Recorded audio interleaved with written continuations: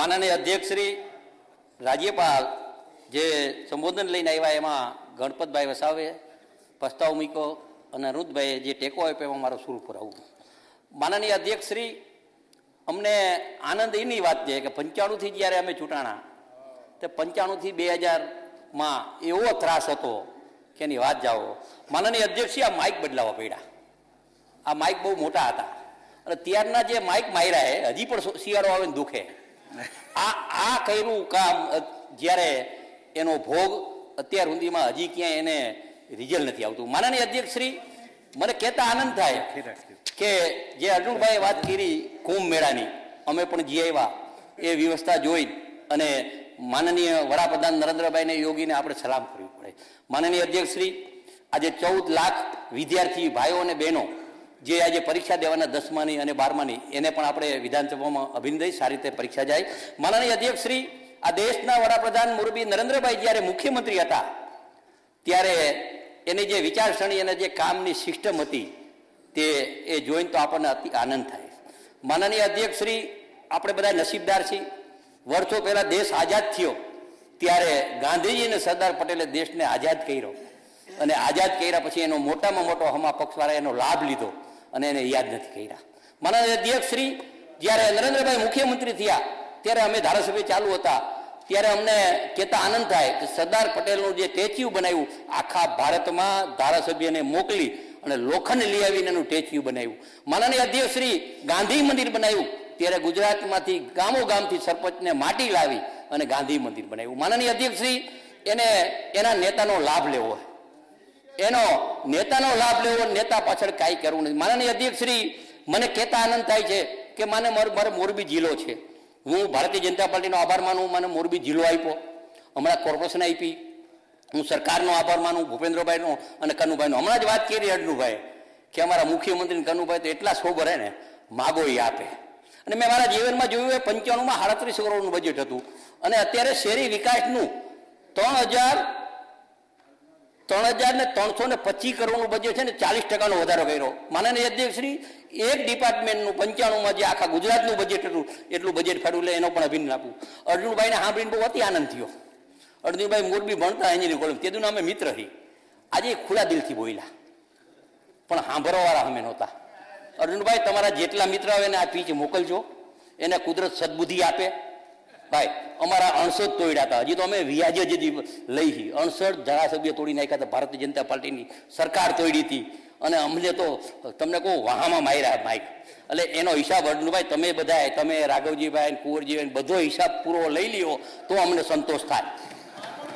મારવા નથી અમારે, પણ સંતોષી થાય. 68 ધારાસભ્ય જે તોડ્યા હોય એનું આપણે વ્યાજ સાથે લેવું હોય તો તમે તમારી ટીમ બનાવો, ટીમ બનાવી એનું તમે વળતર લ્યો તો અમને જૂના જનસંઘવાળાને સંતોષ થશે બેઠા એને કે અમારી સરકારને બહુ જ પજાયું છે. હું અભિનંદન દઉં. માનનીય અધ્યક્ષ શ્રી, મને મોરબી જે કોર્પોરેશન આપ્યા પછી મને કહેતા આનંદ થાય, નવું કોર્પોરેશનને 2200 કરોડ રૂપિયા જે ફાળવા છે એ તો બહુ અતિ આનંદમાં છે. પણ કોર્પોરેશન ગયા વખતે બજેટમાં કોર્પોરેશન જાહેર કરી, આ બજેટમાં 2 મહિના પહેલા, વર્ષો પહેલા મારો પ્રશ્ન હતો મોરબી જે કેનાલનો પ્રશ્ન, એને 55 કરોડ રૂપિયા આ ભૂપેન્દ્રભાઈની સરકારે આપીને આખી કેનાલ પાકી બનાવવા છે. માનનીય અધ્યક્ષ શ્રી, 2 ટર્મમાં એકવાર 20 કરોડ આપ્યા, 80 કરોડ આપ્યા, હવે 2200 કરોડ. મોરબીનો જે વિકાસ છે, હું નરેન્દ્રભાઈનો આભાર માનું કે 2007માં જ્યારે નરેન્દ્રભાઈ મુખ્યમંત્રી હતા ત્યારે સ્પેશિયલ હજીરાથી ગેસની લાઈન આપી અને ત્યારે નરેન્દ્રભાઈ બોલ્યા હતા કે મોરબી ચાઇનાને હફાવશે. માનનીય અધ્યક્ષ શ્રી, અત્યારે દેશને દુનિયામાં મોરબી ચાઇનાને સિરામિકમાં નહીં પણ મોરબીમાં કહેતા મને આનંદ થાય કે મોરબી જિલ્લામાં 3000 ફેક્ટરી છે, બહારના 5 લાખ માણસો કામ કરે. સિરામિક એક નહીં માનનીય અધ્યક્ષ શ્રી, ઘડિયાળ છે, પ્લાસ્ટિક છે, પ્લાયવુડ છે, સનમાઇકા છે, નળની વિસ્ત છે, કેમિકલ છે અને આજુબાજુ કચ્છ રાજસ્થાનના હજારો ટ્રક અહીંયા આવે અને એ રોજીરોટી મોરબી જે આપે છે ઉદ્યોગ, એની જે મોટો જવાબ જાતો હતો આ નરેન્દ્રભાઈ. માનનીય અધ્યક્ષ શ્રી, નરેન્દ્રભાઈ જ્યારે મોરબી હોનારત આવ્યું ત્યારે હોનારતમાં હું સંઘના સંયોજક તરીકે મેં એની સાથે કામ કર્યું અને 45 વર્ષમાં આપણે બધા નસીબદાર છીએ કે આવા આપણને મુખ્યમંત્રી, અને એના ખીચામાં 100 રૂપિયા નથી જોયા સાહેબ. જ્યાં જડે અહીંયા જમતા, જ્યાં જડે અહીંયા કોક ટિકિટ લઈ દે અહીંયા જાય, કોક તેડવા. હું બોલ્યો તો શંકરસિંહ બાપુ પણ બુલેટ વાય તેડવા જતા સાહેબ. આ કહેતા આનંદ થાય, આવા આપણને વડાપ્રધાન મળ્યા માનનીય અધ્યક્ષ રાય, તો મને તો એમ લાગે કે તમને વિરોધ કરતા નથી આવડતો. માનનીય અધ્યક્ષે વિરોધ કરો, સિસ્ટમ તો હોવી જ જોઈએ ને. કાંઈ ડોક્ટર બનેલે, મેં મારા જાહેરજીના 30 વર્ષના ધારાસભ્યમાં ધારાસભ્ય ડોક્ટર બની સીન છપાટા કરીને પહેલી વાર જોયું સાહેબ.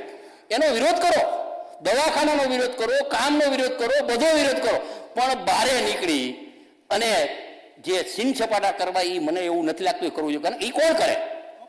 આપણે નાટકમાં ઉતરા હોય તો નાટક ભજવવાનું હોય.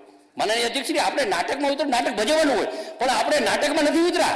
આપણને પ્રજાએ 3 લાખ મતદારોએ આપણને ધારાસભ્ય બનાવ્યા છે, તો ધારાસભ્ય બનાવ્યા વિરોધ પક્ષ મજબૂત હોવો જોઈએ 100%.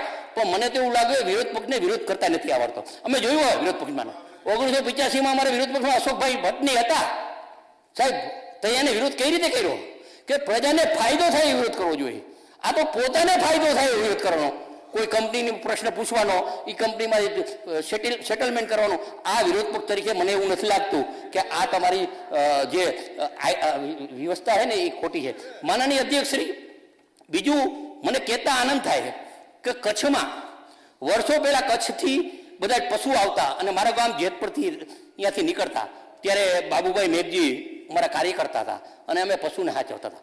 આ દેશના વડાપ્રધાન મુરબી નરેન્દ્રભાઈ એવા પછી તમે કચ્છનો જે ડેવલપમેન્ટ છે, મને તો એવું લાગે કે હું એનો પ્રભારી જ જોતું કે ઘરે ઘરે નરેન્દ્રભાઈના ફોટા રાખે. કચ્છ નહીં દેખા તો કુછ નહીં દેખા, એ આ નરેન્દ્રભાઈની જે દેન છે એનો પણ આભાર માનવો પડે. અને આ દેશના વડાપ્રધાન અને અમિતભાઈ આપણે નસીબદાર છે.